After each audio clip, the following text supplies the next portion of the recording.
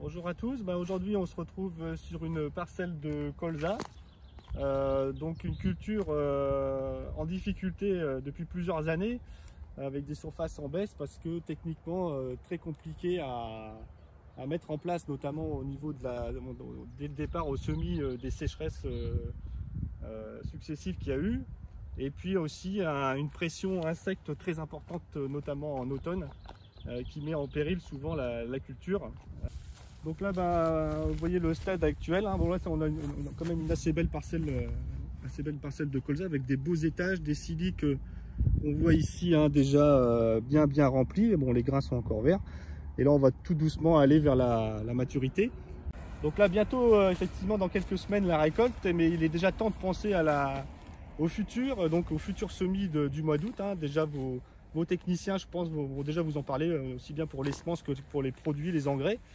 Donc pour les engrais, Yara a à sa gamme forcément tous les engrais possibles sur colza, notamment des NP de localisation en fait, avec du phosphore et de l'azote au démarrage pour bien implanter la culture. Ensuite les sulfants, les ammonitrates soufrés, notamment le 24+18, donc pour faire une bonne couverture en azote et en soufre, alors en 2 ou 3 apports selon les situations. Donc au niveau du support en engrais foliaire, ce qu'on propose de chez Yara, c'est un engrais qui s'appelle le YaraVita Brassitrel Pro. Donc il est mélangeable donc à des produits phytosanitaires, on n'est pas obligé de passer exprès, mais donc nos conseils, nous, c'est d'en mettre 3 litres à l'automne et 3 litres au printemps. C'est comme ça qu'il fonctionne le mieux. À l'automne, on va dire un petit peu avant le stade rosette, pour qu'il emmagasine, qu'il s'installe bien, qu'il installe son potentiel au niveau du collet.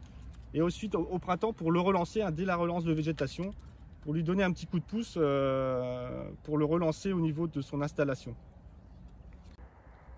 Donc le Brassitrel, sa formule, donc elle contient de l'azote, de la magnésie, importante pour la photosynthèse, pour bien faire fonctionner la photosynthèse, du bore indispensable dans cette culture de colza, même si dans le Brassitrel, vous verrez qu'il n'y en aura pas forcément assez, il faut en rajouter, mais importance du bore, du manganèse et du molybdène.